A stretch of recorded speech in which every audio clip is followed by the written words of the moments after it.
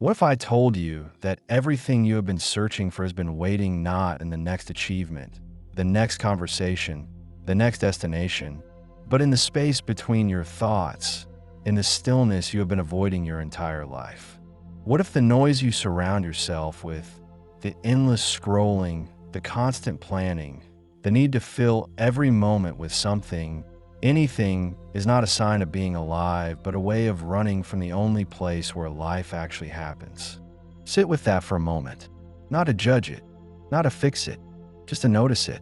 Because most people spend their entire lives pointed outward, scanning the horizon for meaning, for validation, for proof that they matter, while the entire time, something quiet and patient has been waiting inside them, like a door that was never locked, only forgotten. You have felt this before, even if you cannot name it.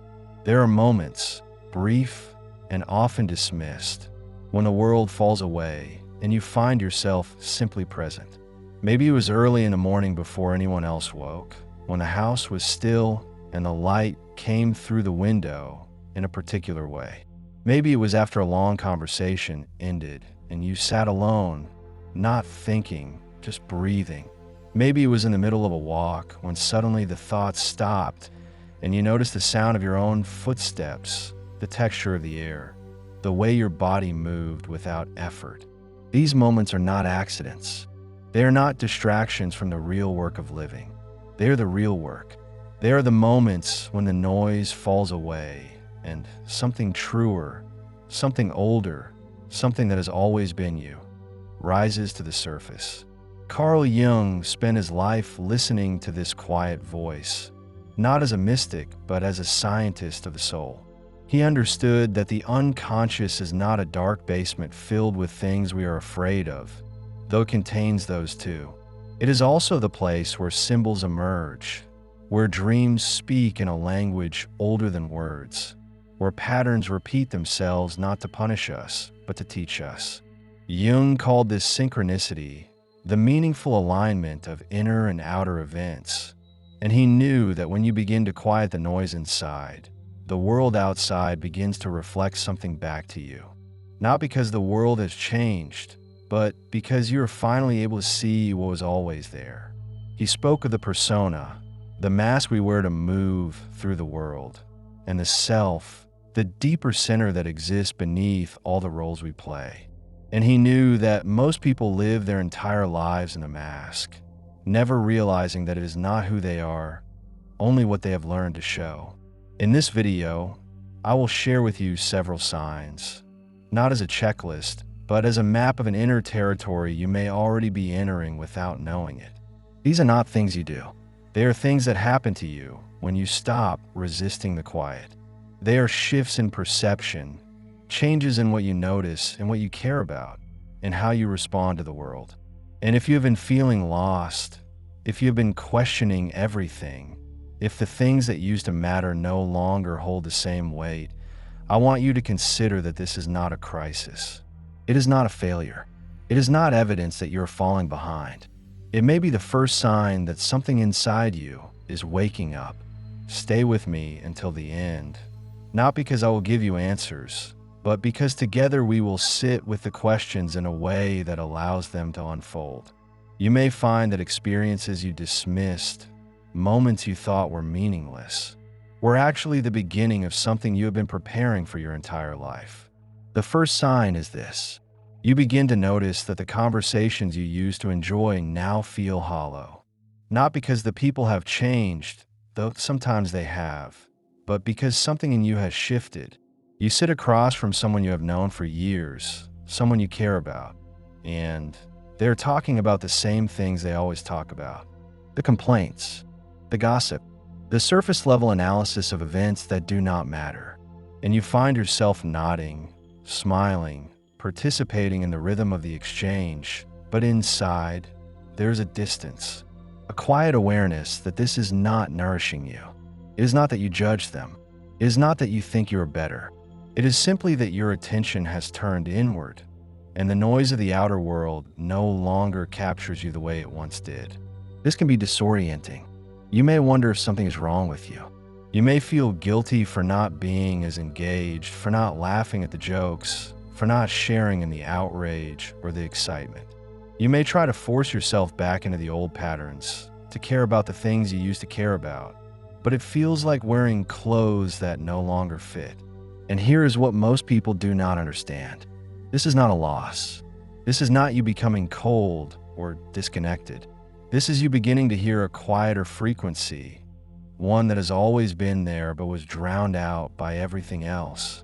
When you become quieter inside, the noise outside becomes unbearable, not because it is louder, but because you're no longer numb to it.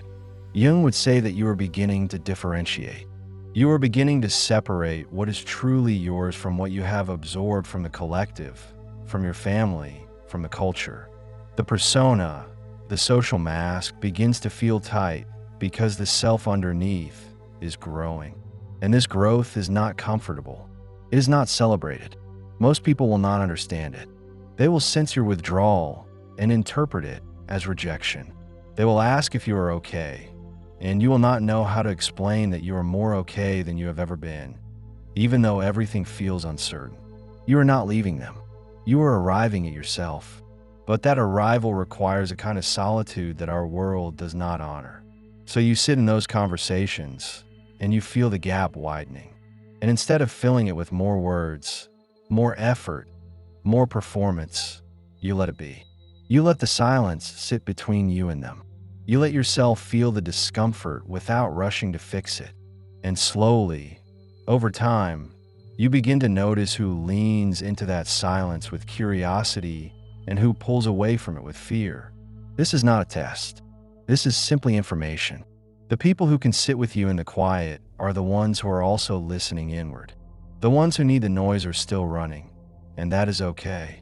You were running too, not long ago, but now you are standing still, and the world looks different from here. You begin to notice your body in ways you never did before. This is the second sign. You have lived in your body your entire life, but for most of that time, it was just a vehicle, a thing that carried your head from place to place. You fed it when it was hungry, or you ignored it when you were busy. You pushed it when you needed to perform, and you collapsed into it when you were exhausted. But now, something has changed. You are aware of tension in your shoulders that has been there for years. You notice the way your breath becomes shallow when you are anxious, the way your stomach tightens when you are around certain people, the way your chest opens when you are alone in nature. Your body is speaking to you, and for the first time, you're listening. This is not about fitness or health in the conventional sense, though those may follow. This is about presence. This is about realizing that your body holds memory, holds emotion, holds truth that your mind has learned to ignore. Jung spoke of the shadow, the parts of ourselves we have disowned, and much of the shadow lives in the body.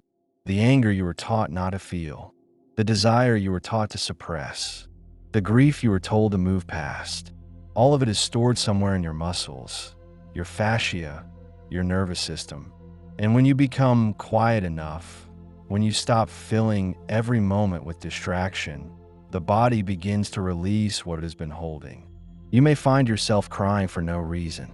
You may feel waves of emotion that do not seem connected to anything happening in your present life. You may have dreams that are vivid and strange, full of symbols you do not understand, but that feel important. This is not a breakdown. This is an unburdening. This is the body finally feeling safe enough to let go. And the only way to support this process is to stop controlling it, to stop analyzing it, to stop trying to make it mean something or fit into a narrative. You simply allow it. You sit with the sensation.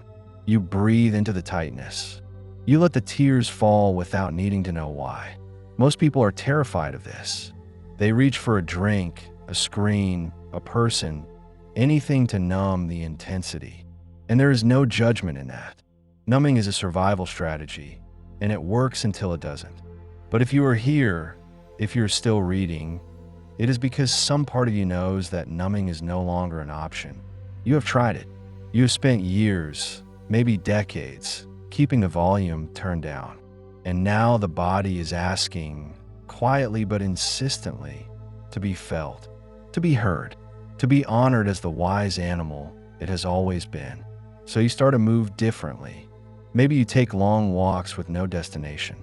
Maybe you stretch in the morning, not as exercise, but as a conversation with your own muscles. Maybe you place your hand on your chest when you feel anxious, a small gesture of reassurance, of presence. And slowly, the body begins to trust you again. It begins to soften. And as it softens, so does your mind, because they were never separate. The tension in your jaw is the same as the worry in your thoughts. The tightness in your hips is the same as the fear you carry about the future. When you release one, you release the other. This is not metaphor. This is physiology. This is the lived truth of being human. The third sign is that you lose interest in convincing anyone of anything. This is subtle but profound. You used to care deeply about being right. You would argue your point, defend your perspective, need others to see what you saw. Not because you were arrogant, but because you believed that if you could just explain it clearly enough, they would understand. And understanding, you thought, would bring connection. But now, something has shifted. You state your truth when it feels right, and then you let it go. You do not chase it. You do not need to prove it. You do not need anyone to validate it. It simply is, and that is enough. This does not mean you have stopped caring. It means you have stopped confusing agreement with connection. You have realized that people will see what they are ready to see, and no amount of explaining will accelerate that process. Jung spoke of individuation, the lifelong journey of becoming who you truly are, and he knew that this journey is solitary. Not lonely, but solitary. You cannot do it for anyone else. You cannot drag them along. You can only walk your own path and trust that those who are meant to walk alongside you will recognize the terrain. So you stop trying to wake people up. You stop sending articles, sharing insights, hoping they will have the same realization you had. You stop feeling frustrated when they do not change, when they repeat the same patterns, when they choose the comfort of the familiar over the risk of the unknown. You see them with compassion because you remember being where they are. You remember the safety of not questioning, the relief of blaming others, the temporary comfort of distraction. And you do not judge them for staying there, because you know that leaving requires a kind of courage that cannot be taught, only discovered. This shift changes everything. Your relationships become simpler. You stop performing. You stop managing other people's perceptions of you. You stop trying to be understood by people who are not listening. And in that space, something new emerges. The people who are also on this path, the ones who are also becoming quieter inside, they find you, not through effort, but through resonance. You recognize each other not by what you say, but by the quality of presence you bring. The conversations are different. There is less talking and more listening. There is less advice and more witnessing. There is less need to fill the silence, because the silence itself is nourishing. And you begin to trust this. You begin to trust that you do not need to force connection, that you do not need to convince anyone of your worth, that you do not need to defend your choices. You simply live them. And the people who are meant to see you will see you. The people who are meant to stay will stay. And the people who leave were never yours to hold. This is not cold. This is not detachment. This is the deepest form of respect for yourself and for them. It is the recognition that everyone is on their own journey, and your job is not to guide them, but to walk your own path with as much presence and integrity as you can. The fourth sign is that you begin to crave simplicity, not as an aesthetic, not as a trend, but as a deep, almost physical need. You look around your home and see too much, too many objects, too many choices, too many things that require your attention, your energy, your care. You start to let go, not in a dramatic purge, but slowly, thoughtfully. You donate the clothes you have not worn in years. You throw away the papers you have been saving for no reason. You clear surfaces, create space, allow emptiness to exist without rushing to fill it. And as the outer environment becomes simpler, the inner environment follows. This is not about minimalism as a lifestyle brand. This is about recognizing that every object you own, every commitment you make, every relationship you maintain requires a piece of your attention. And attention is not infinite. It is the most precious resource you have. When you become quieter inside, you begin to feel the weight of all the things you've been carrying. Not just physical things, but mental and emotional ones too. The grudges, the obligations, the identities you have outgrown but still cling to because letting go feels like losing yourself.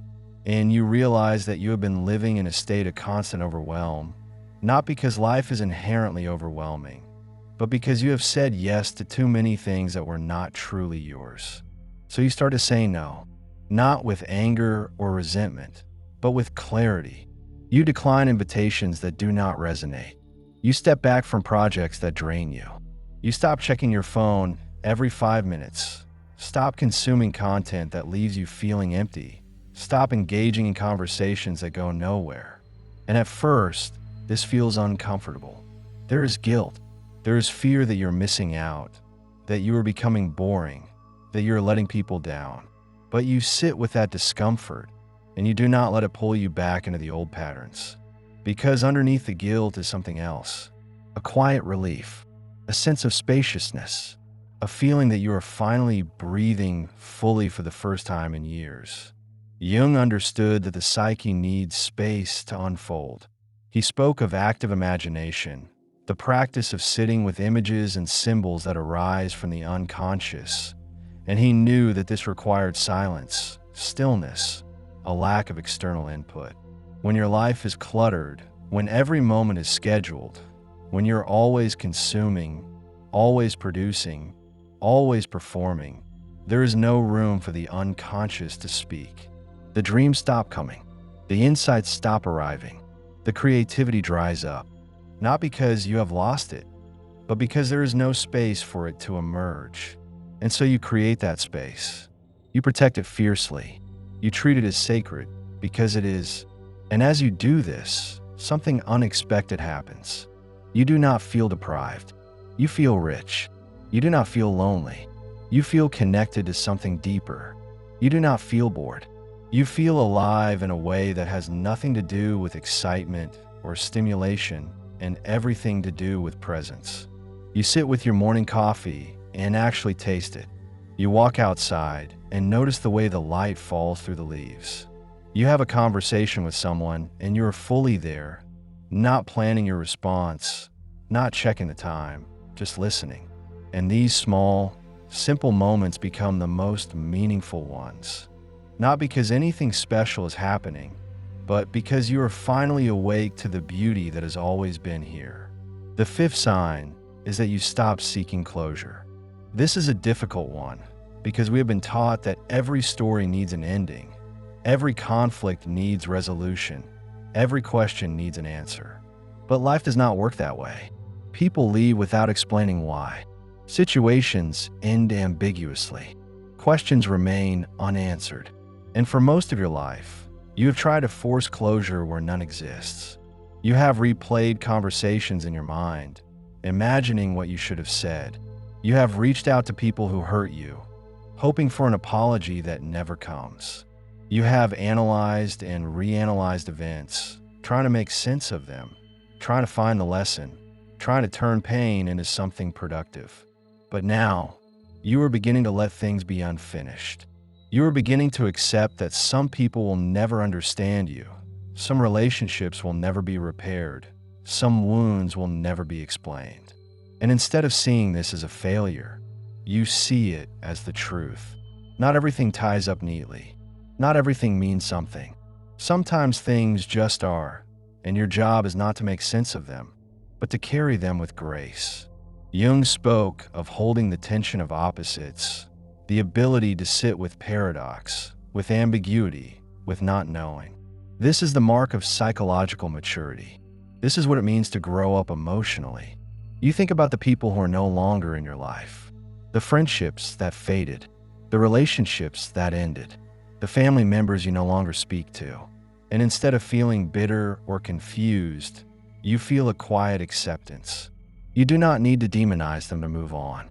You do not need to make them wrong to make yourself right. You can hold the complexity. You can acknowledge that they were important to you, that they taught you something, that they were part of your story, and also that it is okay that they are no longer here. Not every connection is meant to last forever. Some people are chapters, not the whole book, and that does not diminish their value. It simply acknowledges the truth of impermanence. This acceptance extends to yourself as well. You stop needing to have it all figured out. You stop waiting for the moment when you will finally feel complete, when all your flaws will be resolved, when you will become the person you think you are supposed to be. You realize that you are always in process, always becoming, always unfolding. There is no final destination. There is no moment when you arrive and get to rest. The work of being human is ongoing, and that is not a burden. That is the beauty. You are not broken. You are not behind. You are exactly where you need to be, even when it feels like you're lost. And so you stop chasing closure. You stop needing every ending to feel satisfying. You let the questions hang in the air. You let the mysteries remain mysterious. You trust that understanding will come when it is meant to. And if it does not, that is okay too. This is not resignation. This is not giving up. This is a deep trust in the process of life. A recognition that you do not need to control everything, that you do not need to know everything, that you can live with uncertainty and still feel grounded. Because the ground is not out there in the answers. The ground is in here, in the quiet center that remains steady even when everything else is shifting.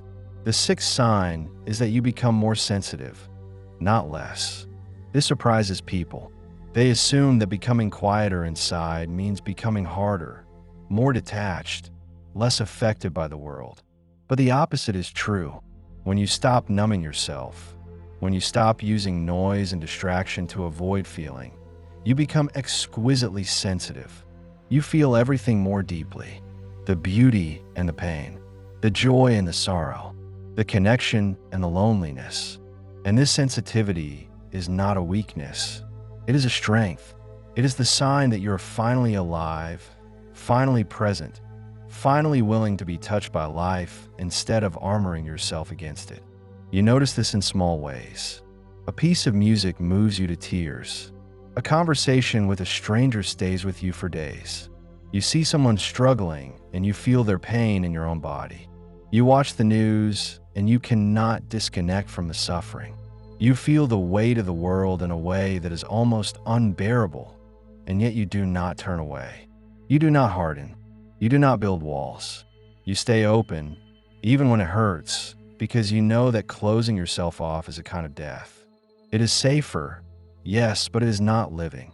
Jung spoke of the wounded healer, the idea that those who have suffered deeply are often the ones most capable of helping others.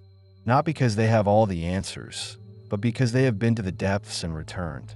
They know that pain is not something to be fixed or avoided, but something to be felt, to be honored, to be integrated. And this sensitivity, this openness to feeling, is what allows that integration to happen. You do not bypass your emotions. You do not spiritualize your pain away. You do not pretend that everything is fine when it is not. You feel it. You let it move through you. You let it change you. And this makes you different. People sense it, even if they cannot name it. They feel safer around you because you are not afraid of their pain. They feel seen by you because you're not trying to fix them or advise them or make them feel better. You are simply present. You are simply there, holding space, bearing witness, allowing them to be exactly as they are. And this is a rare gift. Most people are so uncomfortable with their own feelings that they cannot tolerate anyone else's. But you have done the work. You have sat with your own darkness. You have felt your own grief. And so you can sit with theirs without flinching. This sensitivity also means that you become more discerning about where you place your energy. You can feel when something is off.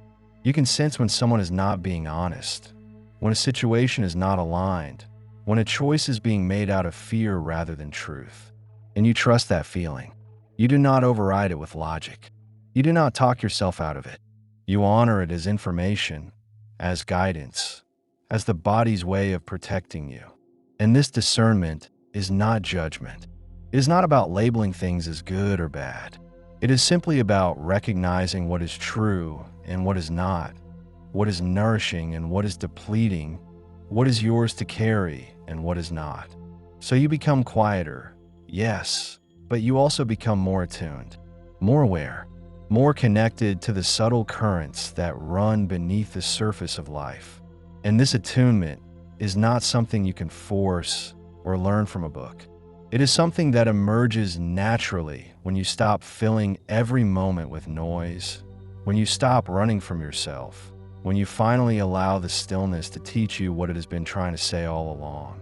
The seventh sign is that you begin to see patterns everywhere, not in a paranoid way, not in a way that makes you feel like you're losing your mind, but in a way that feels like waking up. You notice that the same themes keep appearing in your life, the same challenges, the same types of people, the same conflicts. And instead of feeling frustrated, instead of asking why this keeps happening to you, you begin to see it differently. You begin to see it as the unconscious trying to get your attention, trying to show you something you have not yet been willing to see. Jung called this synchronicity, and he believed that when inner and outer events align in meaningful ways, it is not coincidence. It is the psyche speaking. It is the self trying to guide you toward wholeness. You think of a friend you have not spoken to in years, and they call you that same day. You struggle with a question, and a book falls off the shelf with the answer. You dream of water, and the next day you find yourself crying, releasing grief you did not know you were holding. These are not random. These are breadcrumbs. These are invitations to pay attention, to go deeper, to trust that there's an intelligence at work that is larger than your conscious mind. And as you become quieter inside, these patterns become more obvious. You start to see how your current relationships mirror your relationship with your parents. You start to see how your fear of failure is really a fear of being seen. You start to see how your need to control is really a response to early chaos. And this seeing is not about blame. It is not about making yourself wrong or making anyone else wrong. It is simply about recognizing the patterns so that you can choose differently, so that you can stop repeating the same cycles, so that you can finally break free from the invisible scripts that have been running your life. This is the work of individuation. This is the process of becoming conscious, and it is not easy. It requires you to look at things you would rather ignore. It requires you to take responsibility for your part, even when it feels unfair. It requires you to give up the stories you have been telling yourself about who you are and why your life is the way it is. But on the other side of that discomfort is freedom. On the other side is the possibility of living from your true self rather than from the wounded child, the defensive adolescent, the performing adult. And that possibility is worth every moment of discomfort. So you start to track the patterns. You write them down. You notice when they appear. You ask yourself what they are trying to teach you. And you do this without judgment, without shame, without needing to fix anything immediately. You simply observe. You simply become curious. And in that curiosity, something shifts. The pattern loses its grip. The compulsion softens. The unconscious material begins to integrate, and you find yourself responding differently, choosing differently, being differently, not because you forced it, but because you finally saw it clearly. The eighth sign is that you stop waiting for permission. This is a quiet rebellion, but it is a rebellion nonetheless. You realize that you have spent most of your life waiting for someone to tell you that it is okay to want what you want, to feel what you feel, to be who you are. You have been waiting for your parents to approve, your partner to understand, your friends to validate, society to accept. And that waiting has kept you small. It has kept you safe, yes, but it has also kept you from living. Now, something has changed. You are beginning to give yourself permission. Permission to rest when you are tired, even if others think you are lazy. Permission to say no, even if it disappoints someone. Permission to pursue something that makes no logical sense, but feels deeply true. Permission to change your mind, to outgrow old dreams, to admit that what you thought you wanted is not what you want anymore. And this permission does not come from arrogance or defiance. It comes from a deep knowing that your life is yours and no one else can live it for you. This is terrifying at first, because when you stop waiting for permission, you also lose the comfort of having someone else to blame. If it does not work out, it is on you.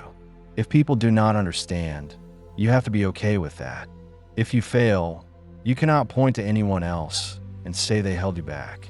You are fully responsible, and that responsibility is heavy, but it is also liberating, because for the first time, you are authoring your own life. You are making choices based on what feels true rather than what feels safe. And even when those choices lead to discomfort, to uncertainty, to loss, there's a rightness to them that you cannot deny. Jung spoke of the process of individuation as a movement toward the self, and the self does not care about social approval. The self does not care if your choices make sense to anyone else. The self only cares about truth, about alignment, about integrity. And when you begin to live from that place, when you begin to trust your own inner authority, everything changes. You stop performing. You stop pretending. You stop trying to be the person you think you should be, and you start being the person you actually are. And that person is often quieter, stranger, more complex, more contradictory than the persona you have been showing the world. But that person is real, and real is what you have been hungry for all along. So you take small steps. You make small choices that honor your truth. You speak up when you used to stay silent. You stay silent when you used to fill the space with words. You leave the party early because you need to be alone. You reach out to someone because you need connection. You stop explaining yourself, stop justifying, stop defending. You simply live, and you trust that the right people will understand and the wrong people will fall away. And slowly, over time, your life begins to reflect who you actually are rather than who you were taught to be. And that alignment, that coherence, is the most peaceful thing you have ever felt. The ninth sign is that you begin to value presence over productivity. This is radical in a culture that measures worth by output, by accomplishment, by how much you can do in a day. You have spent your life believing that your value is tied to what you produce, and so you have been in constant motion, always working, always improving, always trying to get ahead, to keep up, to prove that you are enough. But now, something is shifting. You're beginning to see that being busy is not the same as being alive. That doing more is not the same as living fully. That productivity is often just another form of avoidance, a way of not having to sit with yourself, a way of not having to feel. So you start to slow down, not because you're lazy, but because you are finally listening. You take a morning to do nothing. You sit with your coffee and stare out the window. You go for a walk without your phone. You let an entire afternoon pass without checking anything off your list. And at first, this feels wrong. It feels indulgent. It feels like you're wasting time. But you stay with it. You breathe through the discomfort. And slowly, you begin to notice something. You begin to notice that you're more creative when you're not forcing it. You begin to notice that solutions come when you stop trying to figure them out.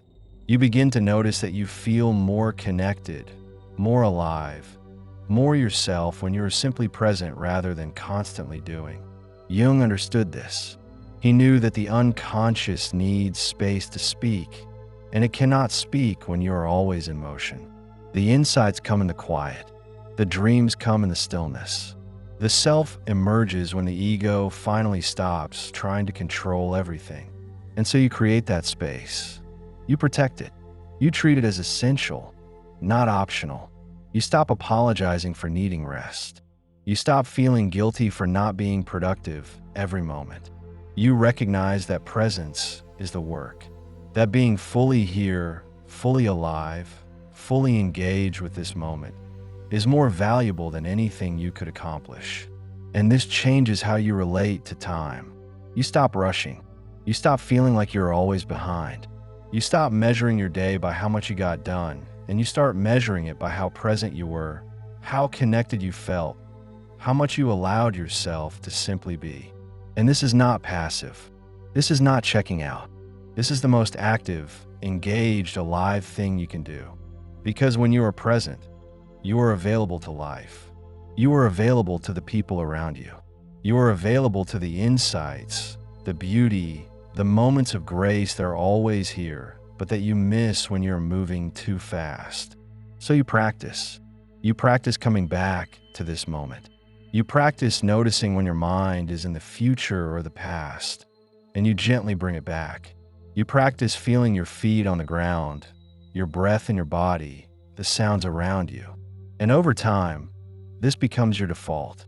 Not the thinking, not the planning, not the worrying, but the presence, the quiet awareness, the deep knowing that you are here, now, and that is enough. The 10th sign is that you begin to trust the process, even when you cannot see where it is leading.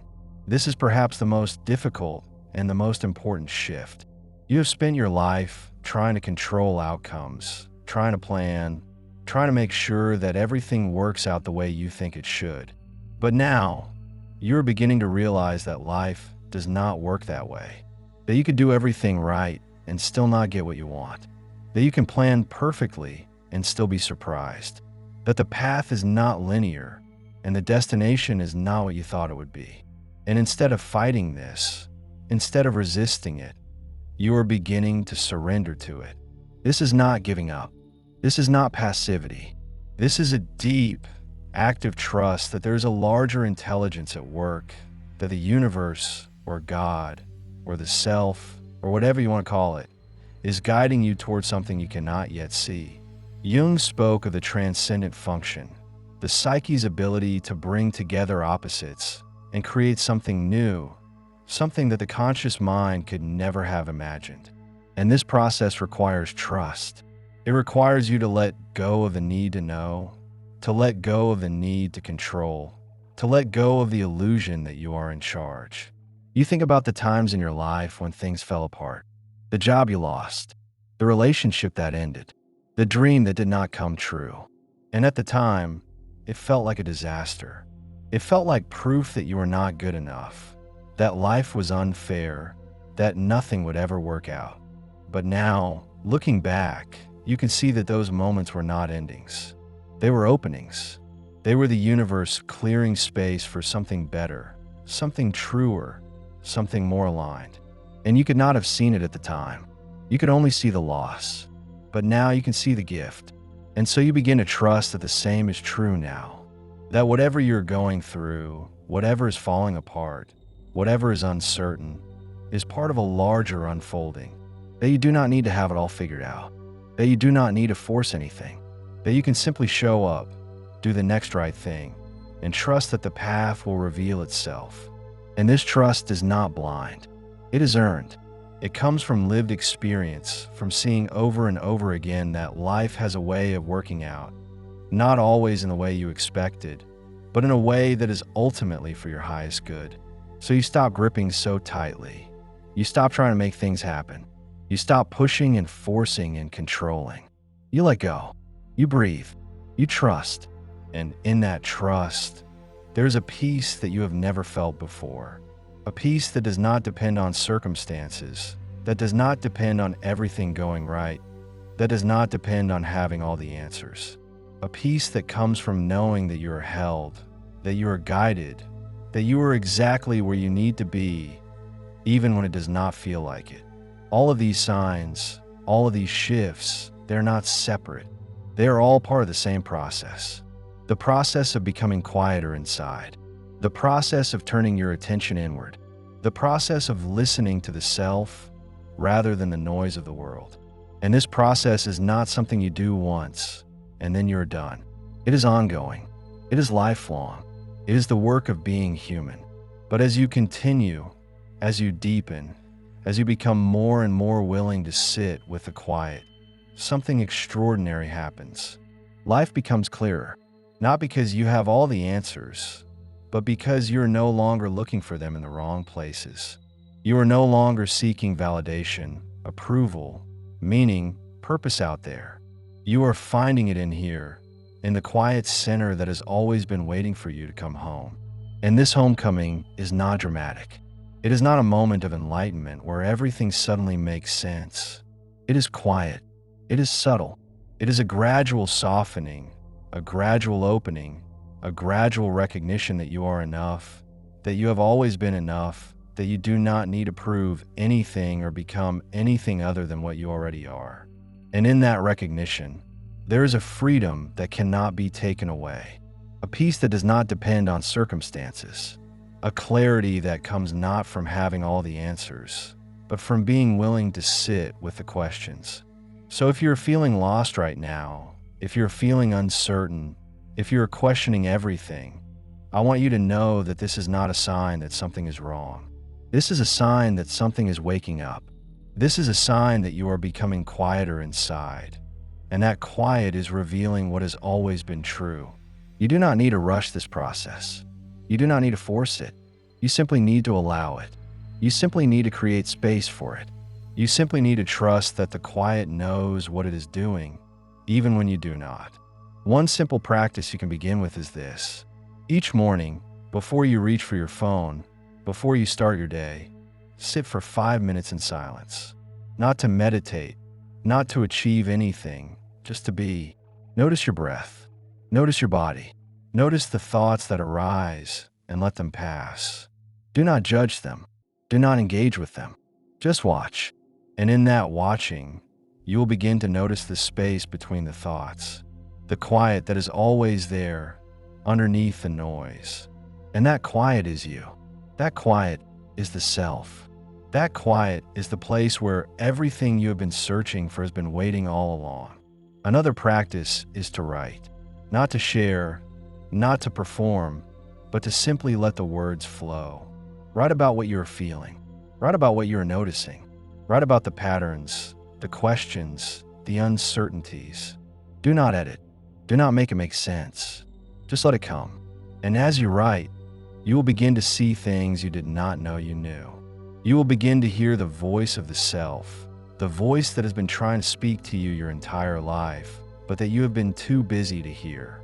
And finally, spend time in nature. Walk without a destination. Sit by water. Stand under trees. Let the natural world remind you that you are part of something larger, something older, something that does not need to be understood to be trusted. The earth knows how to be still. The trees know how to grow without forcing. The water knows how to flow around obstacles. And you are made of the same intelligence. You do not need to figure it out. You simply need to remember. If this resonated with you, if you felt something shift inside as you listened, I invite you to like this video, to subscribe to the channel, to share it with someone who might need to hear it. And if you feel moved, leave a comment. Tell me which sign resonated most. Tell me what you're noticing in your own life. Because this work, this journey, it is not meant to be done alone. We are all walking each other home. And your voice, your experience, your truth, it matters. It adds to the collective unfolding. It reminds the rest of us that we are not alone, that we are not crazy, that this quiet path we are walking is real and it is worth it. Thank you for being here. Thank you for listening. Thank you for being willing to become quieter inside so that life can finally become clear.